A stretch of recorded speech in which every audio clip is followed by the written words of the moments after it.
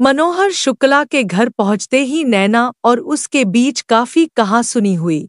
नैना ने मनोहर शुक्ला को साफ चेतावनी दी कि अगर तुमने मुझे फ्लैट खरीद कर नहीं दिया तो मैं एसिड पीकर आत्महत्या कर लूंगी।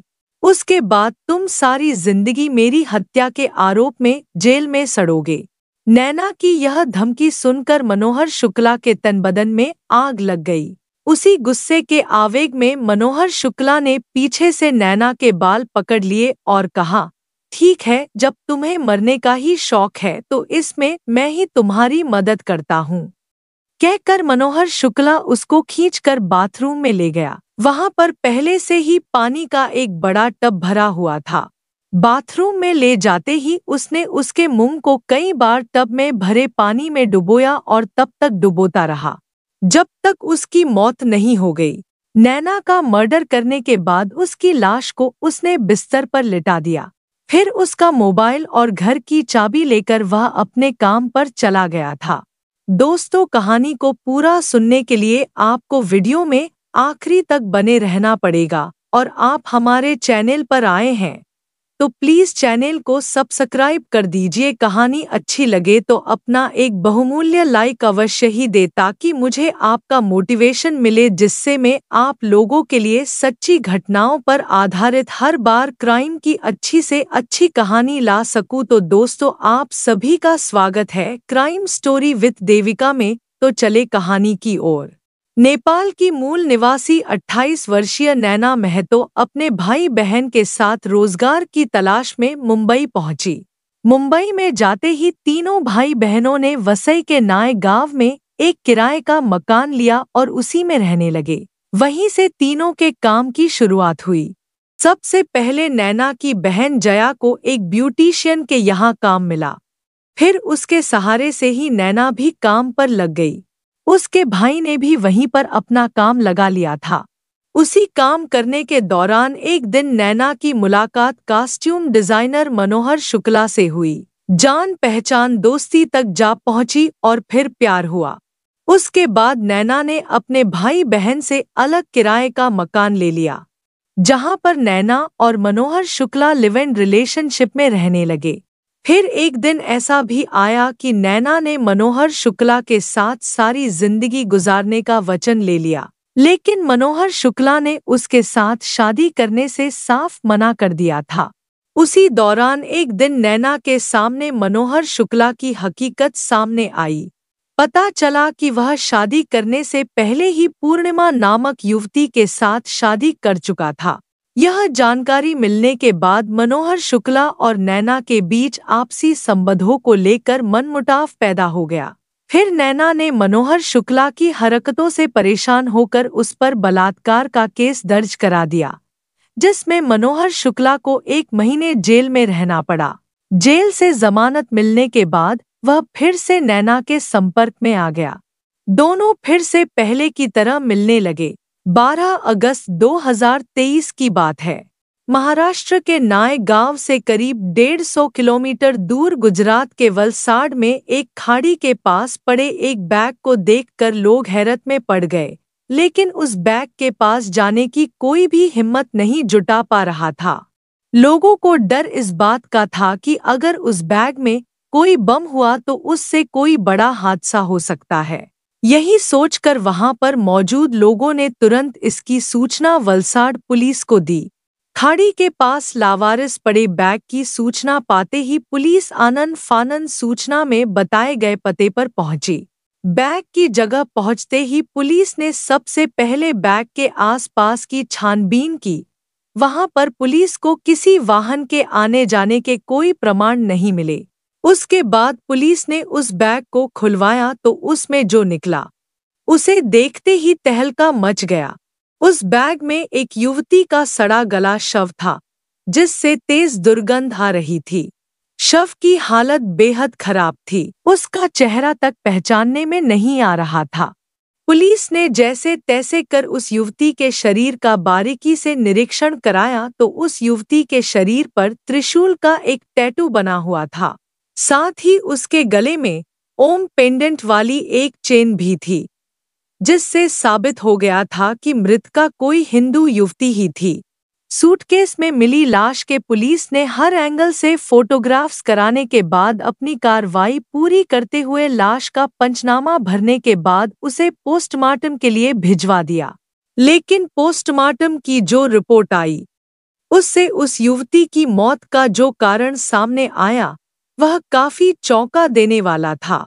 पोस्टमार्टम रिपोर्ट में बताया कि युवती की मौत पानी में डूबने से हुई थी। रिपोर्ट पढ़कर पुलिस भी हैरान हुई कि जब युवती की मौत पानी में डूबने से हुई तो उसका शव बैग में इस तरह से पैक करके क्यों डाला गया था।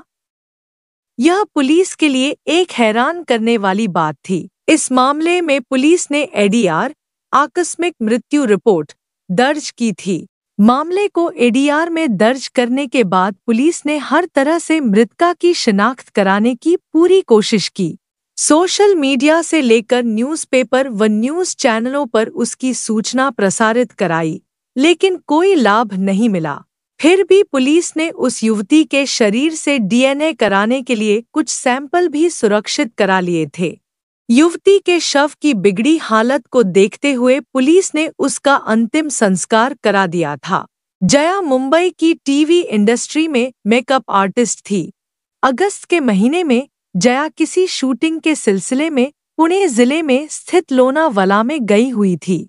उसी दौरान मुंबई निवासी उसके दोस्त मेकअप मैन प्रमोद शाह ने उसके नंबर पर बात की। प्रमोद शाह ने पूछा, आजकल नैना कहाँ पर है? न तो उसका फोन ही मिल रहा है और न ही वह अपने फ्लैट पर मौजूद है। उसके फ्लैट के बाहर से ताला लगा हुआ है। यह जानकारी मिलते ही जया ने भी कई बार उसे फोन लगाने की कोशिश की, लेकिन उसका फोन स्विच ऑफ आ रहा था। यह जानकर जया हैरत में पड़ गई कि नैना अचानक बिना बताए कहाँ चली गई।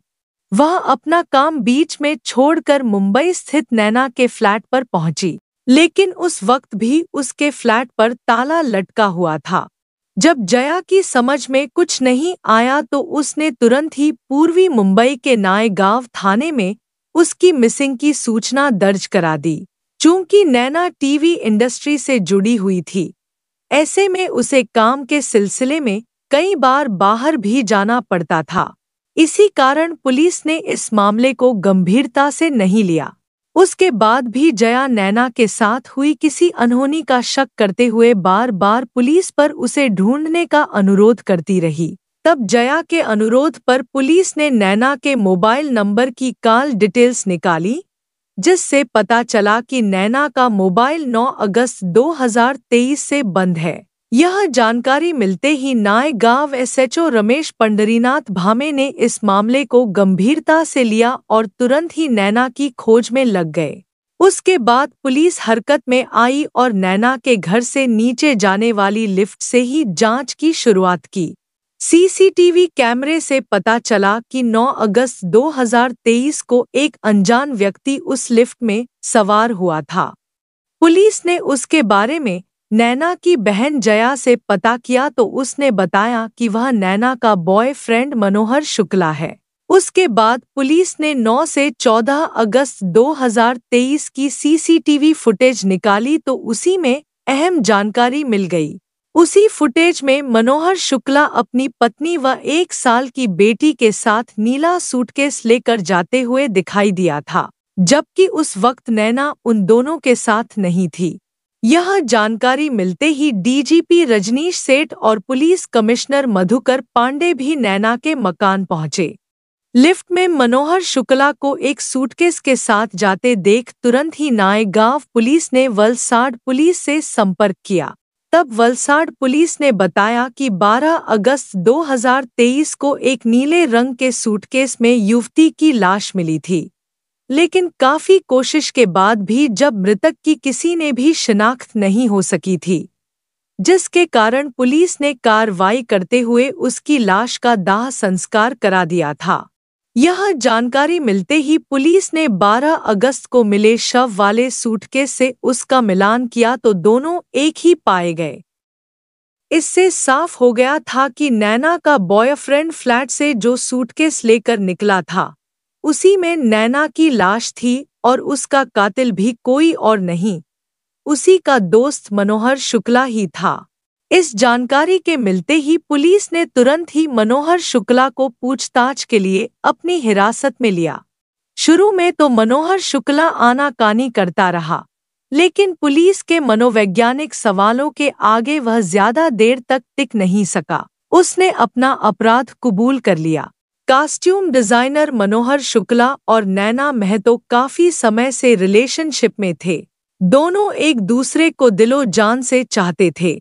फिर ऐसा क्या हुआ कि मनोहर शुक्ला को अपनी प्रेमिका को मौत के घाट उतारने के बाद सूटकेस में भरकर मुंबई से 150 किलोमीटर दूर स्कूटर पर रखकर फेंकना पड़ा।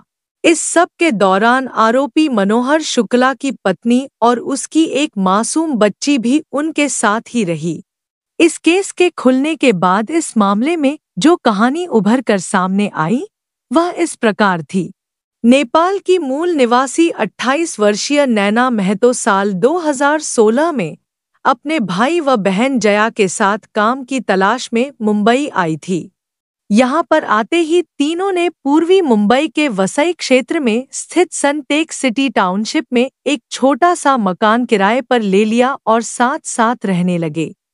तीनों भाई बहन पढ़े लिखे होने के साथ साथ देखने भालने में भी सुंदर थे। उसी सुंदरता के कारण तीनों को मुंबई में जल्दी ही काम भी मिल गया था। नैना और जया दोनों ने ब्यूटिशियन का कोर्स कर रखा था, जिसकी वजह से दोनों बहनों को मुंबई में ब्यूटिशियन के यहाँ पर काम मिल गया था। मुंबई में काम करते करते दोनों बहनों ने काफी पैसा और शोहरत भी हासिल की। अलग अलग जगहों पर नौकरी करने की वजह से तीनों भाई बहन अलग अलग रहकर अपना अपना काम संभालने लगे थे। उस समय तक दोनों बहनों ने फिल्म इंडस्ट्री में अपनी अलग ही पहचान भी बना ली थी। कुछ ही दिनों में जया ने अपनी नौकरी छोड़कर अपना काम जमा लिया था। फिर नैना भी अपने घर पर रहकर ही संपर्क सूत्रों से अपना काम चलाने लगी थी। उसी दौरान वर्ष 2019 में एक दिन मनोहर शुक्ला अपने स्कूटर से नैना को विरार में जीवनदानी मंदिर घुमाने ले गया। मंदिर में दर्शन करने के बाद मनोहर शुक्ला ने नैना को बताया कि बहुत ही जल्दी उसकी किसी युवती के साथ शादी होने वाली है। अच्छा, तो कब कर रहे हो शादी और वह कौन खुश नसीब है? कहते ही नैना ने मनोहर शुक्ला की कमर में हाथ डालते हुए अपना सिर उसके कंधे पर टिका दिया था। मनोहर शुक्ला की बात सुनते ही नैना का रोम रोम खिल उठा था। अभी उसके मन में ख्याल आया कि इसीलिए वह आज उसे मंदिर में घुमाने लाया है। नैना को पूरी उम्मीद थी कि वह उसी के बारे में बात कर रहा है।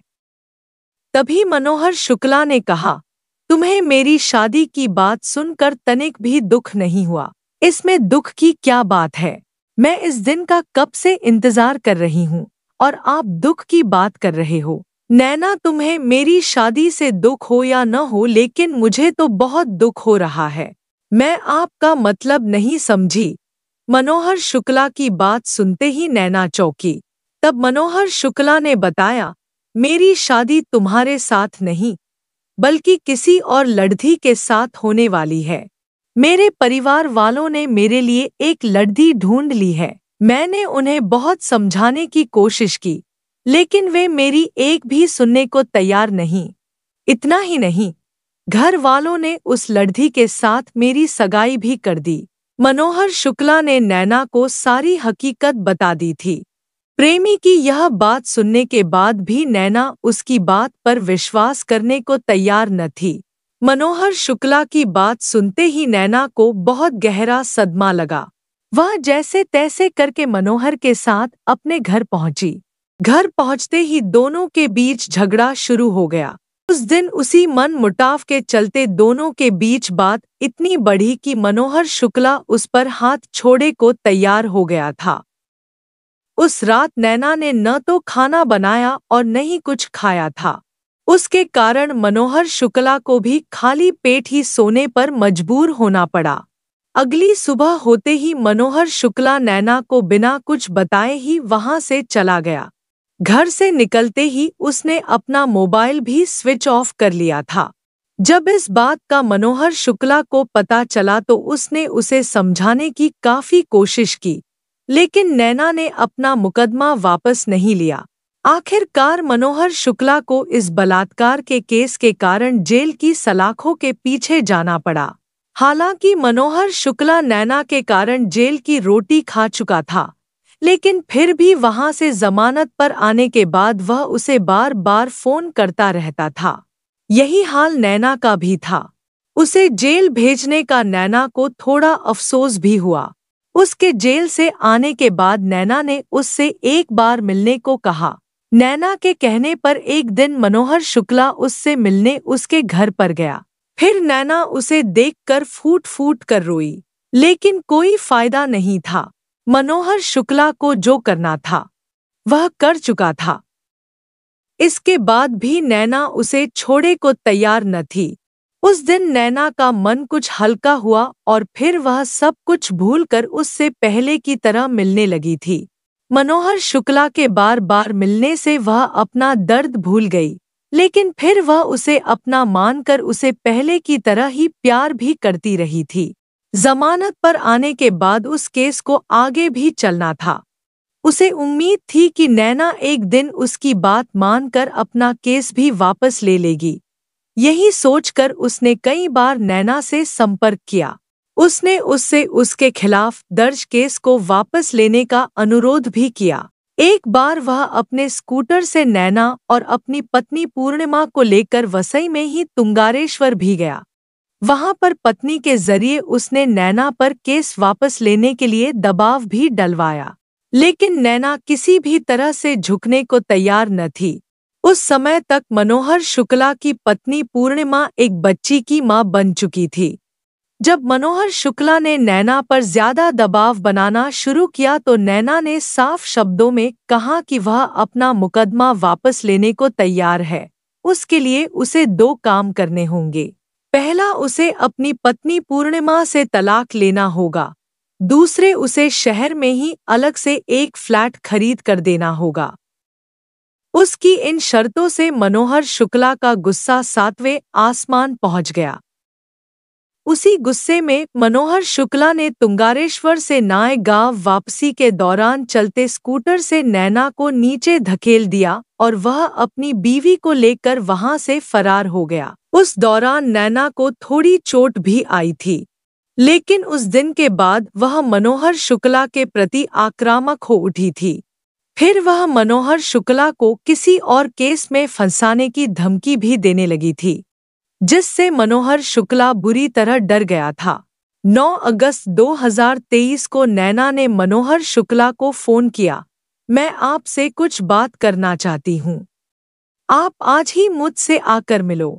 अगर तुम नहीं आए तो मैं आज ही सुसाइड कर लूंगी और सुसाइड नोट में तुम्हारा ही नाम होगा।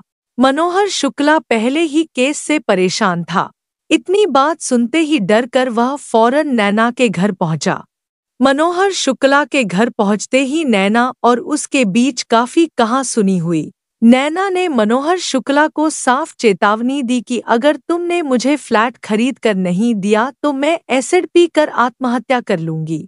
उसके बाद तुम सारी जिंदगी मेरी हत्या के आरोप में जेल में सड़ोगे। इस केस के खुलते ही पुलिस ने आरोपी के खिलाफ आईपीसी की धारा 302 हत्या और 201 सबूतों को गायब करना व अन्य कई धाराएं लगाकर रिपोर्ट दर्ज की थी। उसके बाद पुलिस ने मनोहर शुक्ला को गिरफ्तार कर कोर्ट में पेश कर 16 सितंबर 2023 तक का पुलिस रिमांड लिया। इस मामले में पुलिस को मनोहर शुक्ला के भाई पर भी अपराध में शामिल होने का शक था, जिसकी पुलिस जांच कर रही थी। हालांकि मनोहर शुक्ला ने इस गेम को बहुत ही होशियारी के साथ खेला था, लेकिन फिर भी वह मार खा गया। वह भूल गया कि जिस लिफ्ट से वह उस सूटकेस लेकर जा रहा है वही उसकी मुसीबत का कारण बनेगा। जिस लिफ्ट से वह सूटकेस को लेकर उतरा था उसमें एक नहीं बल्कि 2 सीसीटीवी कैमरे लगे हुए थे, जिनके माध्यम से पुलिस आरोपी मनोहर शुक्ला तक पहुंची थी। पुलिस को मनोहर शुक्ला की पत्नी पूर्णिमा से नैना की हत्या के बारे में पूछताछ करनी थी। लेकिन कथा लिखने तक वह भी फरार थी। कथा पुलिस सूत्रों पर आधारित